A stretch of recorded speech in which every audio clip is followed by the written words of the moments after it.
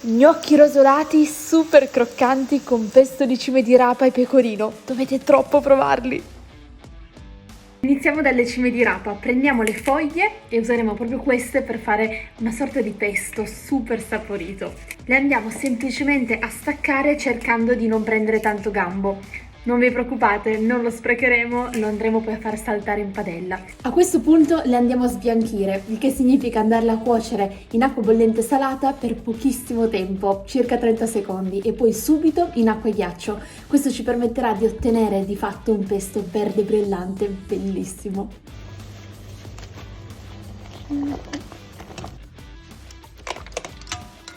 Vedete come il colore è rimasto bello vibrante? A questo punto sono belle fredde, le andiamo a strizzare il più possibile per eliminare tutta l'acqua e le trito così grossolanamente semplicemente per aiutare il mixer.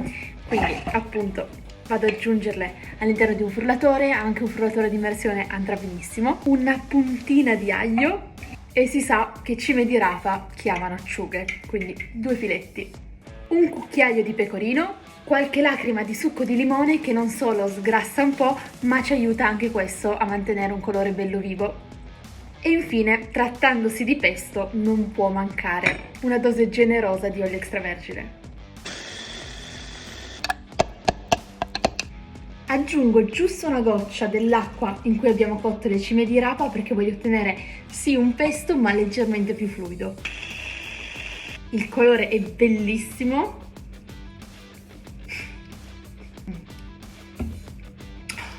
Teniamo il pesto da parte e torniamo ai gambi, che come vedete ho lasciato alcune delle foglie più tenere perché le faremo veramente saltare così un attimo in padella. Quindi li separo giusto per comodità e le foglie più interne, più tenere, le tengo da parte. Queste le aggiungeremo proprio all'ultimissimo. A questo punto facciamo i gambi e, se rimane anche qualche foglia, molto fine. Abbiamo praticamente tutto pronto, parliamo degli gnocchi.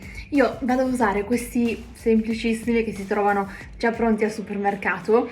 Lo sapete, io amo fare, diciamo, tutto fatto in casa, però a volte capita che uno non abbia il tempo, ma in particolare, per come li andiamo a preparare oggi, quindi rosolati, questi sono perfetti perché sono leggermente più sostanziosi e quindi non si sfaldano. Fidatevi perché diventeranno super croccantini, davvero buonissimi. Filo di olio in padella, lo spicchetto d'aglio da cui abbiamo preso quella puntina per il pesto, facciamo insaporire un secondo, e dentro con i gambi, puntina di sale, e li facciamo saltare giusto qualche minuto, vogliamo che comunque rimangano belli croccanti. A questo punto dentro, anche con le foglie più tenere che abbiamo tenuto da parte, qui amici veramente 1-2 minuti e poi siamo pronti. Via dal fuoco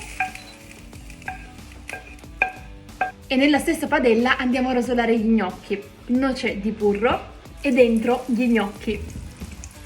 Il trucco per farli rosolare alla perfezione è di fatto non andare a girarli spesso, così che possano appunto formare questa crosticina irresistibile.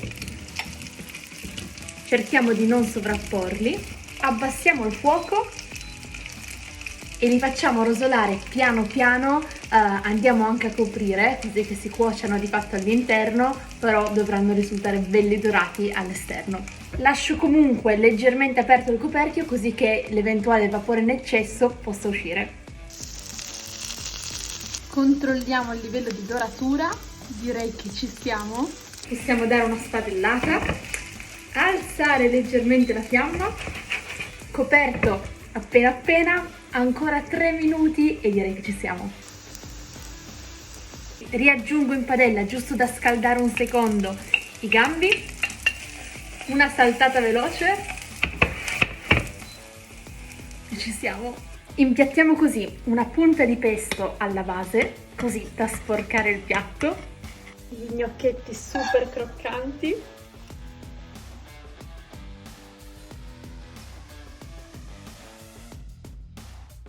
Il profumo è qualcosa di incredibile, alla nostra.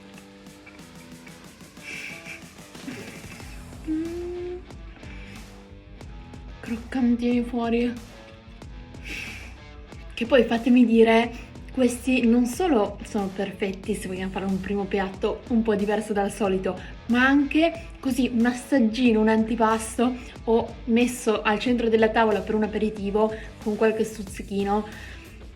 Sono una bomba. Provateli, provateli, provateli e fatemi sapere. Ciao amici!